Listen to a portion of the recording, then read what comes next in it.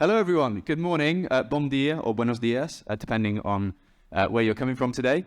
My name is Joe Hall. I'm a journalist at Cointelegraph. I'm really excited to join the panelists today to talk about why market making is key for a crypto market recovery. I'm going to let those guys do their usual thing, introduce themselves and ask a quick question. And then I'm going to need your help because crypto market making, to some people, is a foreign language. Okay? So let's start from left to right. David, would you be able to introduce yourself, explain who you are, what you do, and also answer me one quick question? That question is, if you could sum up 2022 in one word, what word would you use? For example, my name is Joe, I work for Cointelegraph, and 2022 for me in one word was a car crash. I mean, that's two words, but you get the idea. Okay? Over to you, David. Okay, I can start with the answer. Like I can say turbulence, like turbulence zone. Okay, let's use two words as well. Turbulence. Yeah. So if you talk about me, I'm head of business development at Whitebit. Whitebit is a crypto-to-fiat exchange platform founded in 2018, and it's one of the biggest European exchange right now, and one of the biggest liquidity providers in Europe. Very good. Over to you, Steph. Introduce yourself and describe 2022 in one word. When the mic's working. When the mic's working. Yeah. No, I'm Steph. I'm at Kirok. I oversee all market making operations. Words in 2022. Disappointment, I think. I was doubting between shame and disappointment, but I think disappointment is a stronger one, and is maybe a bit more positive. I think predominantly due to the fact that all of the things that we tried to solve, by embracing an amazing technology, was proven to be the right solution. So centralization under the wrong circumstances and under the wrong guidance, brings out maybe not the best of people. And so disappointment is the reason why I chose that. A bit more about Kirok. So we're a market maker. We've been around since 2017, active on about 85 exchanges globally, on the OTC side, spots, derivatives, etc. And we provide a full suite of liquidity solutions to both, crypto native entities as traditional finance entities when they want to enter. Fantastic. Thank you, Steph. Patrick, over to you. Hello, everyone. My name is Patrick, working for Crypto Finance. We're owned by Deutsche Börse. And 2022, one word is difficult. Just the one. Yeah, it's difficult, but I would say it's not everything that is or that has been done in traditional finance is wrong. Regulation is not always wrong. That was 22 words, I think. Sorry. Okay, not to worry. John. Hello, everyone. John Murillo, Chief Dealing Officer at Beta Brokers. We are a liquidity and technology provider. 2022, the year of challenge. Challenge. Okay, we have an optimist on the panel today. Fantastic. And Guilhem. Hi, everyone. I'm also optimist. I think I will use the word resilience because, we've seen the worst crypto environment since ever, I guess. Nobody could expect what happened. And still Bitcoin is trading at 25K. So it's still very bullish for what will happen in the next years. So my name is Guilhem Chaumont, CEO and co-founder of Flowdesk. We are a market making firm. We've been operating since 2020, and we have offices in Paris and Singapore. Fantastic. So as you can see, we have 4 market makers and 1 exchange on the panel. So you're in very good hands today to understand why market making is key to recovery. But first things first, I said I was going to ask you guys a couple of questions. Raise your hand if you're aware that we are in a bear market. Okay. If you're not aware, then yeah, as Guilhem just said, we're at 25K Bitcoin. It was 60 something last year. Raise your hand again if you know what a market maker does in the crypto space. Okay. Decent. That's a decent showing. Okay. For the rest of you, you're in very good hands. And I've also asked ChatGPT to give me a really good definition of a market maker because I'm a journalist who does lots of, highly qualitative research. And I put a little bit of spin on it. So I'm going to ask you guys to check what you think of this definition. Okay. So where's my definition gone? Bear with me one moment. Sorry, guys. It's disappeared. Here we go. So a crypto market maker is like a cool bartender at a very high-tech and unashamedly nerdy cocktail party. They keep the drinks flowing, i.e. provide liquidity, and ensure everyone's having a lit party, maintain order in the market. while secretly hoping no one gets too drunk, makes a fool of themselves, and ruins everything, i.e. you're managing risk and getting the bouncers to kick out Sam Bankman-Fried. Market makers are the ultimate party planners, but instead of balloons, cake, and a banging Spotify playlist, they use leverage, algorithms, and order books. What do you make of that definition? Is that something you can work with today? Steph, you're nodding your head, but there's a bit of a... It's a great definition, but it applies too much power to what a market maker does, and it's something that I don't like because it's actually the reputation that we have. We're actually the dance floor. We're actually the music. We're there to support, the party. We're there at all times. We're there at 9 p.m. and we're there at 5 a.m. in the morning. We're there for people to, without they know it, enjoy the party, right? Because they think it's normal to have music at a party. And we're there to be the strong foundation, which is the floor, because it's actually needed for economies to be built upon. So I think I would rather go for these type of definitions, top of my head in the same style of ChatGPT. But what I really want to avoid is that people think we're the bartender that we control who drinks or not. I'll avoid that analogy in the future. Go ahead, Patrick. I think there is also a very important part missing on that bartender analogy. Someone has to do the logistics. Someone has to make sure there is enough beer in the back and stuff for the drinks. And market infrastructure is super important for the market makers. Otherwise, you just have fancy-pantsy flashing prices on a screen, but if you can't settle or if you're not comfortable with settling certain trades with certain counterparties, the marketplace is not as attractive as it should be. And everyone knows that, when a party runs out of alcohol, that's the end of the party, right? So when the market maker runs out of liquidity, similar thing. David, you're the exchange in all this. Are we being too kind to market makers? Presumably they gave you a hard time in 2022. Or are you also happy with this analogy? That they're the party makers, the party planners, the logistics guys, and also the bartenders? It's hard to say. I mean, last year was very funny. Yeah, I can be sure that it was very funny. And without market makers, we were in the whole industry would be in the trouble, I say. So if we speak about music, Steph mentioned, I can support the idea that market makers add some music here, to the party. Yeah, I can support this idea. Cool. So let's move on to the first topic now, because I think we all have a pretty accurate explanation of what a market maker does. In traditional finance spaces, it's rare that you get market makers to come out and speak publicly, and it's even rarer still that they come and sit on stage at, quite large blockchain or TradFi conferences. So, Guillaume, why am I sat next to you as a market maker? Why are you transparent and public in the crypto space, whereas in the TradFi space, that's quite rare? I think it's an excellent question. To complete the analogy of the bar, which was really good, we really need to keep in mind that it's not one bar. It's dozens of bars. Some of them are centralized, decentralized. They're open 24/7, 365. You have so many cocktails, 20,000 cocktails available. You don't know what's in them. And the prices are not in US dollars. They are in euro, in Bitcoin, and whatever crypto. I think, it's market making in crypto is very different from traditional finance. Indeed, traditional finance is mostly going to be, proprietary trading firm operating off their balance sheet, trying to generate P&L. You talk about alpha, you talk about Sharpe ratio, that kind of things. In crypto, there is more technological approach because the assets are much harder to price. Again, there are 20,000 cocktails, so there is no centralized market maker which can just trade them very actively and make money out of it because these assets are unreadable. So I think in crypto, we have a much more technological approach. Some of us use the wording of market making as a service where the risks are actually split between the market makers, the projects, and some other actors.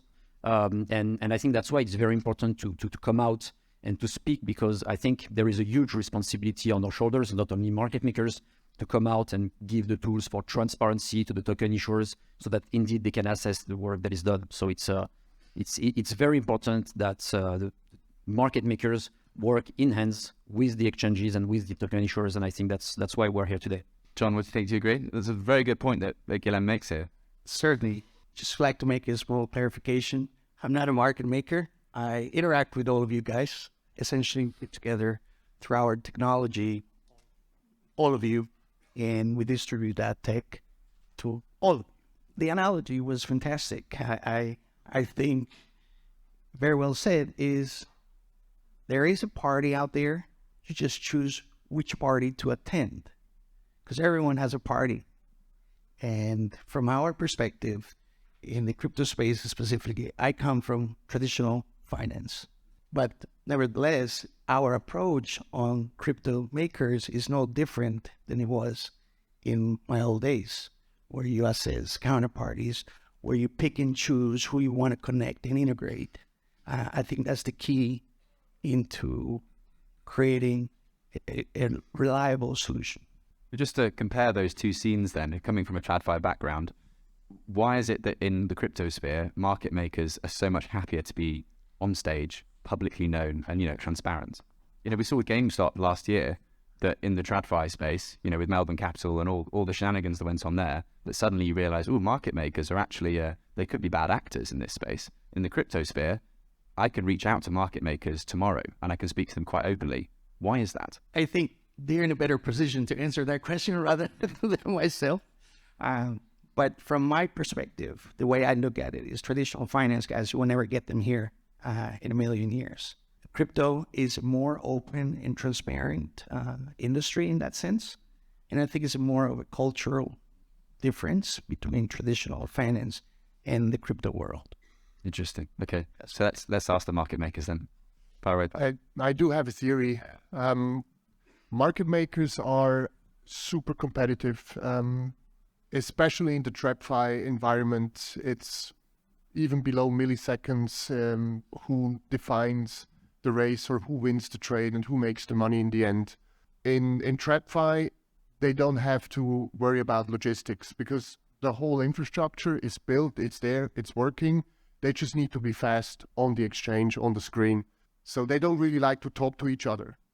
But on the crypto side, the infrastructure is not really there. It's quite fragmented. And as you said, you need to figure out with who you're going to trade, which counterparty is giving you the most beneficial effect for your market-making business. And reputationally, you need to check with who you want to sleep after the party. People are more open and talk to each other, and this helps to basically get the crypto market infrastructure closer together. The right people start to connect, and it's a bit like Facebook. The more connections you have, the more powerful and efficient it gets. Wow, okay, so there's a real value to networking in the crypto space for market makers. Steph, you're nodding your head? I am, yeah. I just wonder if in 10 years they'll be like, remember that you were on a stage with Guillem and Patrick? Those are the good old days, we were all friends. I hope that remains the same, actually. But I think that I share a similar vision as Guillem and Patrick on that one, is that we are in an industry that is extremely exciting, where transparency is part of its USPs at its core. So why all of a sudden become opaque on that front? But also the concept of liquidity, what market makers bring to the industry, is it facilitates adoption.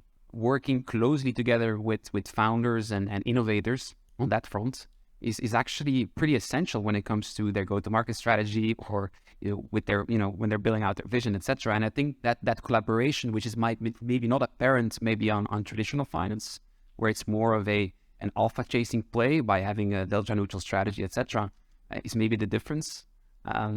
But yeah, I hope that transparency and that collaboration exists and keeps existing. And I think the infrastructure, because it's so fragmented and because it's not even a differentiator today, we all struggle with the same challenges. You're just like, let's build it together. But when it's really good, we'll reassess. But no, I don't think that's going to be the case. And I welcome collaboration. The space is going to grow 100x, right? So if we all grow with it, I think we'll all be very, very well off and very happy, and it's going to be a win-win situation. Okay, and just to check, David, good. Okay, so we've got a lay of the land. I want to look back at 2022 before we look at 2023 and beyond, and understand if we can get this crypto market recovery thanks to the helps of the efforts of you guys. And of course, in 2022, as we've all illustrated with our first word, all hell broke loose in the crypto markets. FTX was a giant fraud, Luna went to zero, and exchange after exchange went insolvent faster than you can say the words Ponzi scheme. However, it appeared, to me anyway, that market makers held up pretty well. especially if I compare the performance of market makers last year to the performance of market makers in the last big crash, 2017, 2018. Firstly, like, would you agree with this statement? And like, to what extent would you evaluate the performance of market makers in 2022? I'd like to go to John first, if that's okay. 2022, an unforgettable year. I think is in my career in the crypto world, it was the toughest year of all. And it was one event after another. It's like a domino effect of bad situations. I can only speak from our relationships, guys like yourselves here, that some of them perform exceptionally well. They were stable at a critical point, which is key to assess counterparty risk. They managed to price fairly despite the conditions. And in our view, I think, yes, some bad apples got out of the industry. Those who stayed will become even stronger. And through time, this is a testament. I've been in the capital markets for 23 years. I've been through so many different things. And what I saw last year, it's an indication of great things ahead. I'm not trying to be just an optimistic. It's just facts. Of course, those challenges that we saw last year, so many firms, and we interact a lot with our makers. It's part of the liquidity relationship, to improve pricing, tightening liquidity needs of our clients, etc. Because if I can get that business in, it means we all win. So if you have a good relationship with your makers and they price that accordingly, I think it's a win-win for all. So overall, as a performance, I think it was pretty decent for some of us. Okay. Well, I mean, not myself as a maker, but for guys like themselves. Go ahead, Steph. What's more challenging for a market maker is a 10-year bear cycle than an actual aggressive event like last year, right? There's a few things because of that. I think, first of all, due to the lack of professional infrastructure, your counterparty risk is rather decentralized, right? If you act on 40 exchanges, you need to have capital on 40 exchanges. So if one blows up, in theory, 1/40th of your capital is at risk, right? In this case, it was the second biggest liquidity source. So, as a market maker, you had to, keep significant, let's say, portion of inventory on that venue to be able to price accordingly. But that's already one where, on a counterparty risk perspective, you're pretty de-risked, right? So if somebody had a massive issue, it showcased either some type of a directionality preference on that specific venue and you're running specific strategies. But if you're a true market neutral, delta neutral entity, you're going to be pretty diversified from a counterparty risk. Secondly, the revenue model of a market maker is to make little tiny bits per trade, right? So you do a lot of them, right? But you make little tiny bits, right? If volumes go down over time, that's when you're going to be seeing, okay, where is the possibility for us to be a service provider and at the same time also be able to benefit from the volumes and the liquidity that's in the market, or decent trading that is happening in the market. And I think that's more of a risk than the shock events that we've had last year, notwithstanding that it was the biggest lender, biggest liquidity providers, etc. So you have to be very careful on that front, and you have to be very risk off and act accordingly. So even though last year, it was a really huge crash, the volumes were so high that you're still making a bit of money along the way. Whereas if we had a 10-year bear, which obviously no one wants, then there would be less opportunity to make money because there would just be fewer trades going on. Okay. Patrick, is that a fair summation? Probably yes, but I would like to go back to your first statement. I'm a bit more negative. We have seen. Well, let's start at the beginning. The biggest issue in the cryptocurrency trading ecosystem is capital, is balance sheet, and we have seen one of the biggest credit or liquidity providers, Genesis, going down. A lot of participants were basically that they relied on the capital they were distributing in the end on a fairly cheap level, so they probably mispriced it. And then we had the other venue, FTX, that went down, which was one of the most capital efficient venue to trade on. So a lot of market makers had capital there because it was just the best venue to square your risk. I think the cryptocurrency market lost quite a bit of, how shall I say that? I think we stepped back quite a bit because we do need capital in the space. We do need balance sheet. We need large players that have the right framework and setup to deploy capital to the market making firms or to firms that are better and quicker in showing prices. But underneath, there needs to be a reliable partner to settle or clear the trades. Okay, I guess it's that credibility loss, right? That's undermining the capital there. To the point about the 10-year bear and the making money there, that was the second point. Do you want to address that, or we can come back to you? Or Well, in general, I don't like bear markets. okay, I think you speak for everyone there. Guilhem. Oh, there is so much to say on this topic, so I will give you a very subjective answer. So first of all, for us, it's a bit different because we have a different business model where, we provide both the infrastructure and the trading team directly to the token issuers. So we don't make money out of what we call the spread of the volumes. This is retained by our clients. We just charge a monthly subscriptions, and of course, it's a less lucrative business model. We do not rely on what we call call options, which can also be very interesting in bull markets. So yeah, our approach is very different. And yes, we make much less money on paper, anywhere between less 10 to 20x less, but you build a much more robust business model. All the clients we started our business with, they are still working with us today. And, we've just been piling up these subscriptions. We are doing 3x year on year, and yeah, everything is fine. And just like our colleagues, there are so much opportunities that are opened by these moments where some market makers are collapsing, like Alameda. It's giving a new door to new projects. And the last data point that I think is interesting for us market maker is, if you look at the level of funding in the crypto space right now, depends on how you calculate it, but it's more or less $1 billion per month into token projects. That's 10x what it was during the previous bear market. So there is still a huge inflow of money. And yes, it's an excellent moment to start a company. The funding is widely available for pre-seed, seed startup. For the later stages, it's a bit more difficult. And that's really the correlation that we have. There are new projects, if there are new incumbents, we can serve them, we can give them the technology. And that's why our businesses are still quite viable. And you know that personally firsthand, don't you? You just went through a successful funding round. Yeah, we announced it in last June, Series A round, exactly, yeah. Well, there you go. There's the proof. Okay. David, before we move on to the next topic regarding, 2023 and looking onward, is there anything you'd like to say about the 2022, the loss of credibility, the fact that market makers somehow scathed through it from the exchange point of view?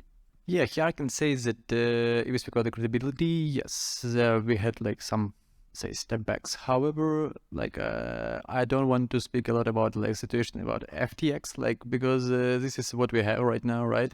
We had to take some lesson from this situation and understand that we have to bring more safety places, more secure places in the market, to get the trust from the big players, from market makers, so they can feel themselves comfortable to work with such venues like ours, right? I can say last year was very hard, but in the other hand, it was very good in terms of lesson perspective, what we have to do in the future to get the stable market, stable industry, to grow in the right way. Okay, very good. I mean, yeah, one of the key topics of this year and for the future, I'm assuming, is going to be regulation. I mean, I know the SEC is looking at crypto through the scope of a sniper rifle at the moment. This question might seem quite basic, but in light of what we just discussed and the lack of regulatory clarity last year, I think it is important to address. What regulatory considerations do you have to take into account as a market maker in the crypto market? Does anyone want to jump straight away at that question? Well, I guess you might need to refine the question a bit on what venues and how the venue is regulated. We are on the fully regulated side, so we're not that fancy, and we do markets on, let's call it the TradFi setup exchanges, so fully regulated with rule books and everything, and trade cancellations or missed trades and all that kind of stuff the TradFi market already knows. But it's for the clients we talk to on the other side, which are mainly banks. They just need that. They have massive issues if they need to go through their risk and compliance department and tell them, I want to onboard on this and that exchange. And they ask for risk policies, they ask for rule books, and the exchange goes, we don't have that. So it's going to be a difficult conversation. So for us, it's like we try to get the very high regulated financial market intermediaries into crypto on a handful of venues that are easy for them to onboard. Wow, so it's not even the regulators that are driving that level of sophistication regulation, it's actually the incumbents. You know, it's the TradFi. If you want to onboard the TradFi, you have to have that level of regulation. Yes, but given by the regulator. Oh, okay. Okay. Right. Yeah. Steph, would you like to come in there with, addressing regulation in 2023? Yeah, it's essential.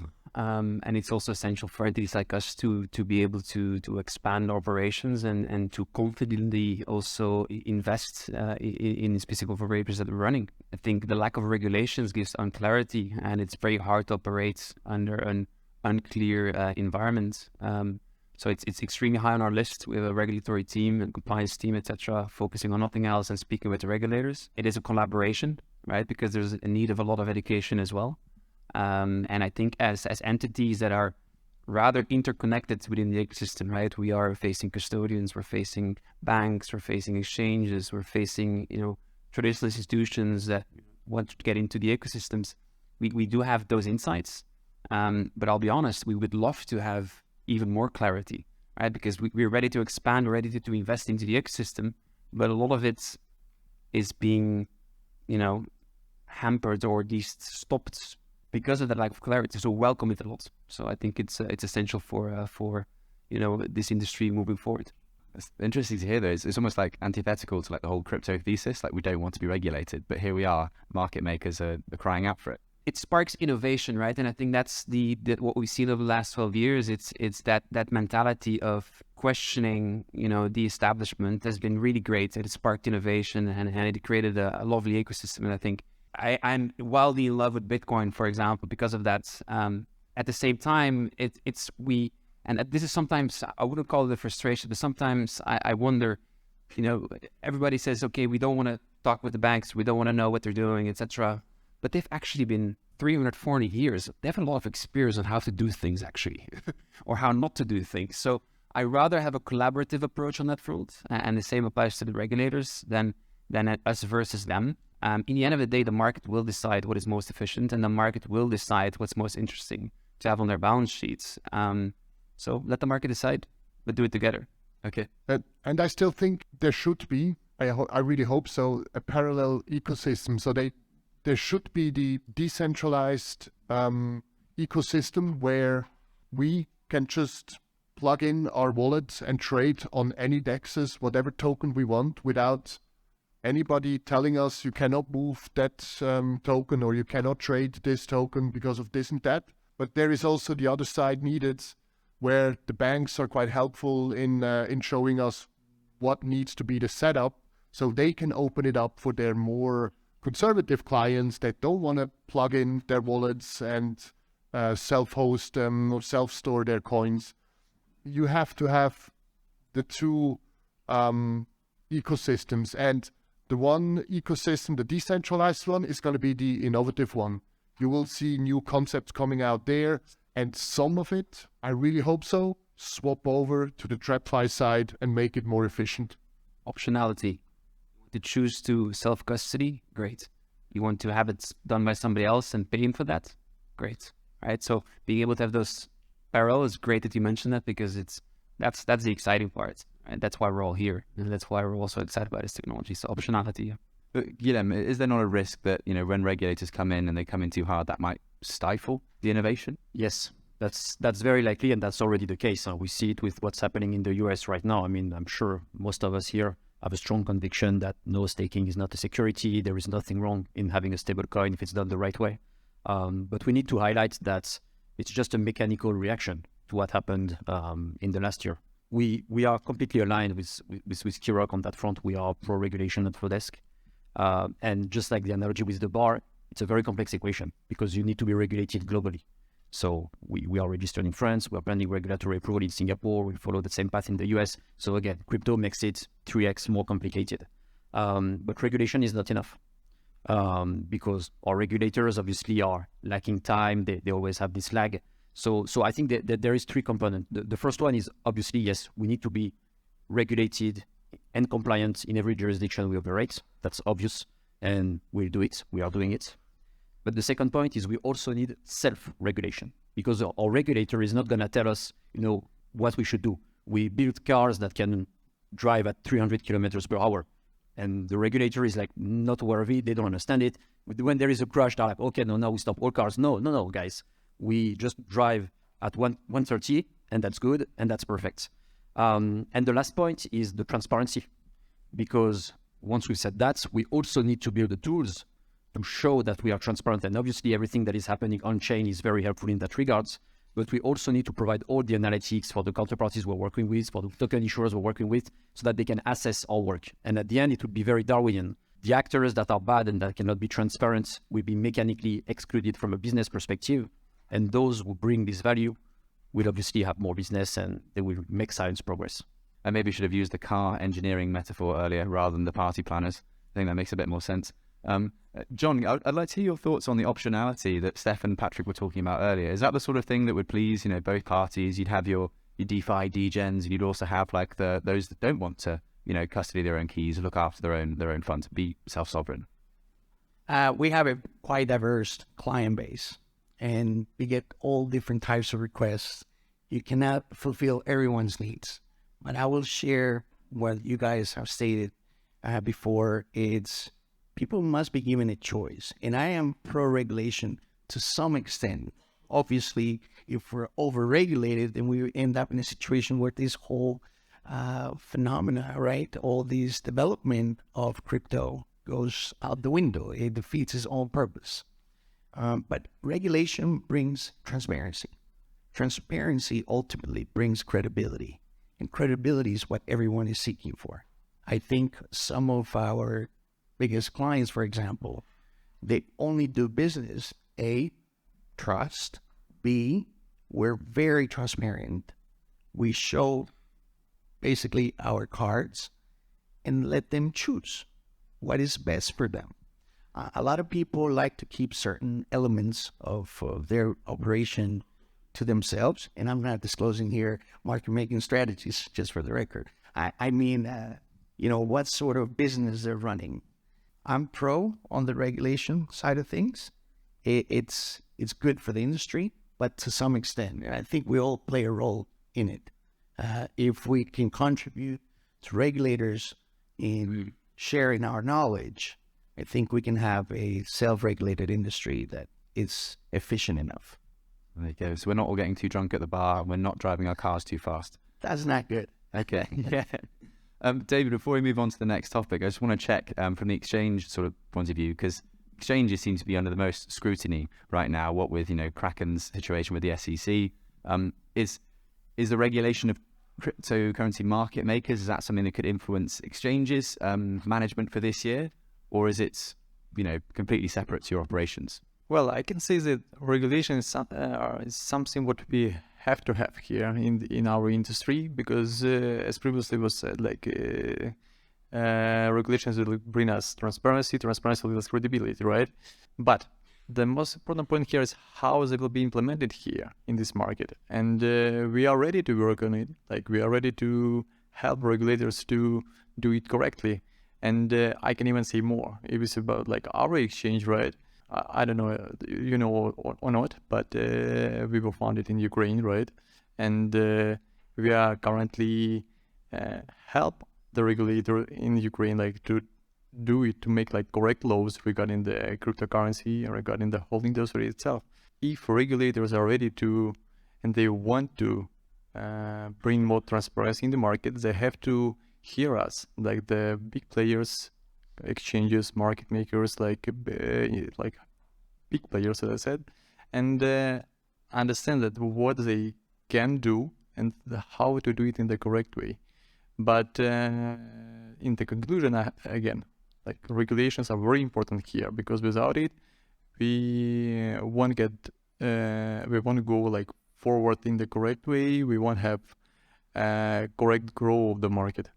Okay, cool. So moving on to that sort of last topic, which is a bit more futuristic. As I alluded to earlier, I asked ChatGPT, a machine learning bot, to help me write this speech today. And I actually did it myself in the end, because what it gave me was crap. But still, the point stands that AI is getting better and better. We are living in an age of, exponential technology. Market makers, as I understand it, most of the time, the algorithm's working it itself, and you're only intervening when there's a problem or, when your order book messes up. AI, of course, in this arena would thrive, one would assume. How are you guys approaching this new technology? Are you already harnessing it? And to what extent could it be, you automate yourselves out of a job in a way? Well, I mean, it's almost a philosophical question because on the AI side, we are probably a few years away from the singularity event where the AI will be able to fulfill itself and keep growing, maybe 10 years away, who knows. So to some extent, obviously, yes, every job can be replaced, even yours. Maybe tomorrow we'll have, we'll have someone speaking and stuff. But in the short term, there are multiple components from a market making perspective. First of all, the ground infrastructure, the connectivity, there is no real alpha to extract from an AI perspective. An AI could not code it better. It's very simple. It's low-level language. It's API integration, that kind of things. Then obviously on the pure market making quantitative side, there is a lot of machine learning, generally speaking, to be added. And it's been 20 years that AI to some extent has been influencing the way the algorithm work, backtesting, and so on and so forth. So there is already maybe, I don't know, it's hard to give a number, but the intuitive number will be maybe there is 25% AI in what we do. Humans controlling the algorithm are also AI to some extent, we could argue. So I think market making, however, particularly in crypto where it's heavily fragmented, will be probably the last area to be disrupted by AI. But yeah, one of the last, I guess. Not too concerned. And again, there is this typical thing which we highlighted at the beginning, which is important, which is that market making in crypto is still a bit different from traditional market making. Some of them describe it almost as investment banking from time to time, with the relationships with the exchanges, getting the investors on board, working on some, less scientific topics like token economics and so on. So it's very unlikely that, in the next 5 years or 10 years, AI could disrupt it, but who knows? We're safe for now. Does anyone want to jump in before I get automated out of this chair? I might can add something to it, because we're not playing in the Champions League in market making. We are like 4th regional league and try to make our way through it. But I always fall a bit back into the infrastructure part, because our mothership is, they play the Champions League for infrastructure. And I see AI as a potential support in if you run a custody business, and if you run custody business for cryptocurrencies and you need to follow, 18 different protocols, and you need to evaluate risks within the blockchain, within smart contracts, there is no way you can do this manually. There is no formal process if something changes, that someone is announcing it to you and says, hey guys, we're going to have this change in the smart contract. Make sure in 3 weeks time you're up to speed. It just happens overnight. So maybe this could be something that is helping regulate the custodians to be on top of their game for monitoring blockchains. Anyone else want to jump in there on the topic of AI and how that could influence the market making and why it's important for the crypto recovery, of course? Guillaume gave an amazing answer. So I 100% agree. Nice one. Okay, brilliant. Your jobs are safe for now. We're coming up to the last sort of 5-6 minutes here. I wanted to ask a much softer question here. We've talked about last year. We've summed it up in one word. We had turbulence, we had a car crash, we had resilience, we had challenge. When we're looking forward to 2023, what is it you're most looking forward to? And what is it that you're looking, what is the one sort of element of market making that you hope is part of 2023? Because we're working towards this crypto market recovery. As a liquidity provider and tech provider, I think for us, it's crucial to see guys like yourselves thrive, because this is just going to bring a healthy environment for years ahead. It is crucial that you monetize on the flow you get from firms like us, and that the industry becomes more mature as time progresses. As I said, I come from traditional finance. I know some of us here as well. And we've experienced something similar to what we're going through many years ago. So I think the more credible you guys become, and through a better regulation, of course, this industry has a very bright future ahead. It's just that we're in a bumpy road. Well, yeah, if you've been in capital market for 23 years, then your first few years in the industry were during the financial crisis. So I did the maths earlier. I experienced something incredible at the early stages of my career, which was a bankruptcy of one of the major broker-dealers in the world. So that's how I started. Got a little bumpy back then. And Baptism by fire. Yeah, it's certain. Okay. What are you looking forward to, David, this year from market makers? What do you hope they provide you as an exchange? Well, I think that this year will be amazing, to be honest, for market makers, because they will get some, let's say, more regulated places. Because after the last year, as I said, regulations will be one of the important points here, right? And once we get more regulations, once we become more transparent, I mean, the whole industry, market makers will feel them more comfortable here. So this year will be very good. I hope so, even. So let's see what will be. I mean, but I hope it will be an amazing one. Big vote of optimism there. Glad to hear it. Steph? I think what we're seeing right now in DeFi is extremely exciting. I think, we can't compare this time to 2018, where there was close to no innovation. And the interactions that we're seeing on chain today are just incredible. And the applications that are being built right now, and you're looking at, credits, but you're looking at secondary markets, but you're looking at, marketplaces of a new asset class called NFTs all of a sudden, who is doing, incredible amount of volume. I think the innovation on that front is the reason why we're all here. And the role that a market maker can play on that front, I think is going to be important, not only as a power user, but also as a service provider. And I think that, and you're seeing the trend already right now, especially with tracked wallets, etc. We're going to go and enter the era of on-chain reputation, right? And the way you interact on-chain is going to define how you can interact and which counterparties you can interact, etc. Market makers' wallets down the line will be tracked, will be monitored, and will be held accountable through this DeFi innovation.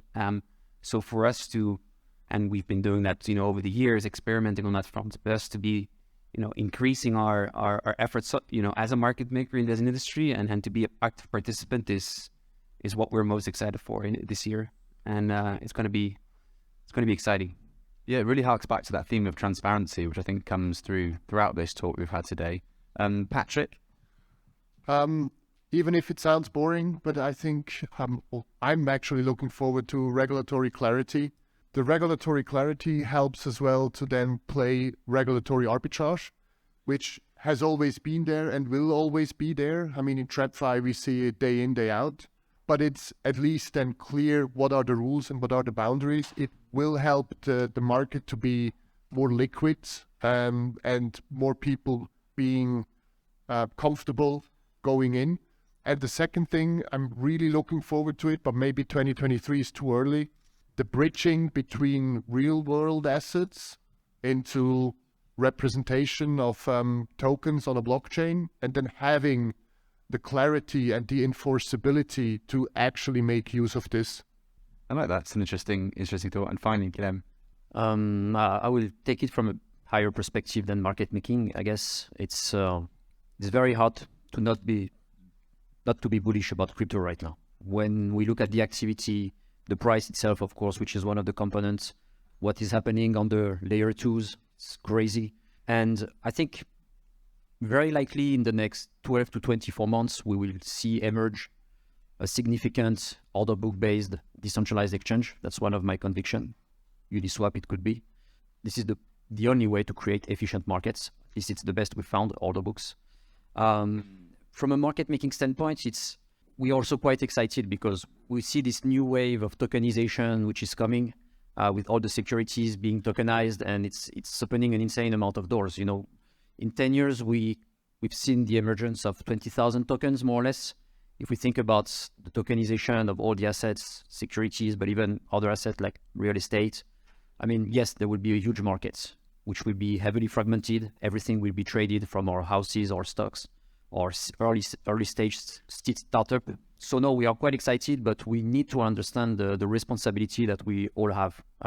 Because I was talking to an investor a few weeks ago, and it struck me. I told him, the typical pitch, it's normal, crypto is very early and it's normal. And he told me, no, it's been 12 years. And we don't have so many bullets to do what's right. And I think that's why it's very important that we understand this responsibility. And that's why we really need to build what needs to be built from all perspectives. And we need to do it now. We have a few years left. Yeah, echoes what you were saying earlier about the self-regulation. Brilliant. Thank you so much, guys, for your time. Thank you very much for the European Blockchain Convention for hosting us. I hope we've made it clear to you that crypto market making is very important for the recovery that we're all hoping for. Can I have a round of applause, please, for David, Steph, Patrick, John, and Guilhem?